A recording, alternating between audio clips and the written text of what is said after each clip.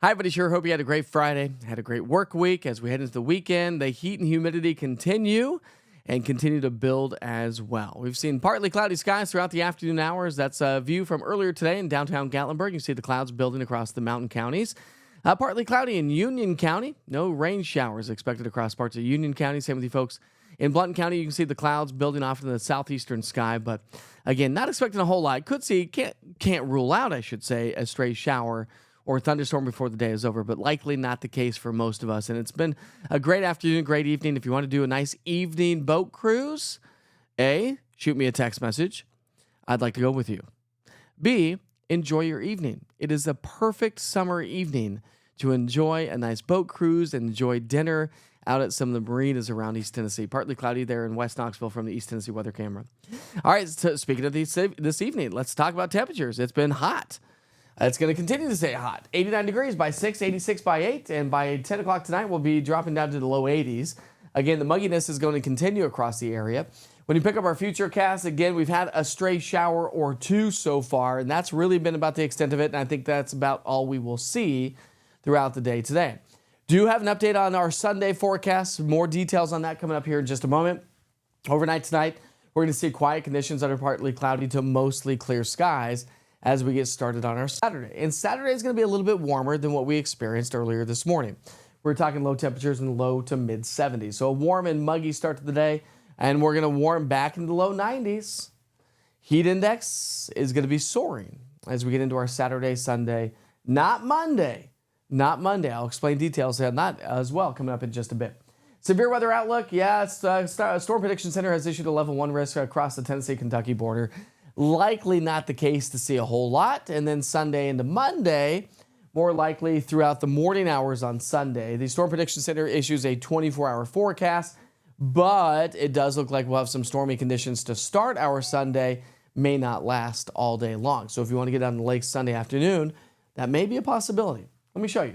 Saturday morning, we'll start off with partly cloudy skies across the area. Other than that, not a big deal. If you want to get off to the lakes, into the pools, probably the best time would be the first part of the day.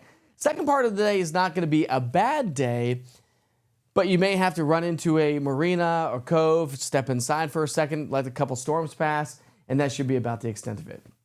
Saturday night and Sunday morning, here comes our cold front, and that may usher in scattered showers and thunderstorms to start our Sunday. Now, if this takes place Sunday morning, we may not warm up as much Sunday afternoon. A lot of times when we get morning rain showers and clouds, it will shut down the heating of the day. So while we are forecasting temperatures in the 90s, heat index values near 100 degrees, it all depends on how much rain we get first thing in the morning and even into the afternoon along the leading edge of the frontal boundary. So rainfall amounts all the way through Sunday night. Best chance for heaviest rain may be across the Cumberland Plateau. Lighter rains across the valley locations, upper East Tennessee, and that should be about the extent of it. So stay tuned. I'll keep you posted right here on the East Tennessee weather platforms each and every day as we get into the weekend and see how things will change. Remember, we're forecasting something that hasn't happened yet. It's a tough thing to do. Cold front swings its way on through. Dry air settles on in. We do know that. So Monday is likely to be the best day over the next 7 days. Why? Dew points drop. Temperatures drop. And it's short-lived. Anytime we get these cold fronts this time of the year, dew points drop, temperatures drop for maybe a day or two, shut off the rain chances, and then the humidity and the heat start to build back in as we get past the cold front. Speaking of heat index values on Saturday across the state and much of the region, 90 degrees or hotter. Many of us are going to be in the upper 90s to low 100s. We'll do it again on Sunday. Cold front to our north. Cold front swings its way on through. That shuts our heat index values off as we get into our Monday. So Monday is going to be cooler, and we're not going to be dealing with those extreme heat index values. But it doesn't last long because as we get into our Tuesday, Wednesday, and Thursday, which Thursday, by the way, the 4th of July, we're talking heat index values in the low 100s. So it's going to be a smoking hot 4th of July. But it typically is, right? With maybe some Mother Nature fireworks. So we'll see how that all plays out as we get closer to the event. And even next Friday, we're talking heat index values in the low to mid to upper 90s to low 100s. We'll shut out those rain chances Monday, Tuesday. Rain chances, just pop-up showers and thunderstorms Wednesday and Thursday. That should be about the extent of it. Kind of broad brushing it with the Weather Prediction Center. Over the next 5 to 7 days, maybe about a half an inch of rainfall. Again, if you get a storm, you'll likely get more than half an inch of rainfall because we've got a lot of moisture in the atmosphere to work with. and that's going to produce extreme downpours. So highs will stay in the 90s, drop into the upper 80s. Monday is going to be the most pleasant day over the next 7 days. Dew points climb, temperatures climb Tuesday, Wednesday, Thursday. Low temperatures will stay elevated as well, at or above average. And that may be the trend for the first week to 2 weeks of July. So something to keep in mind.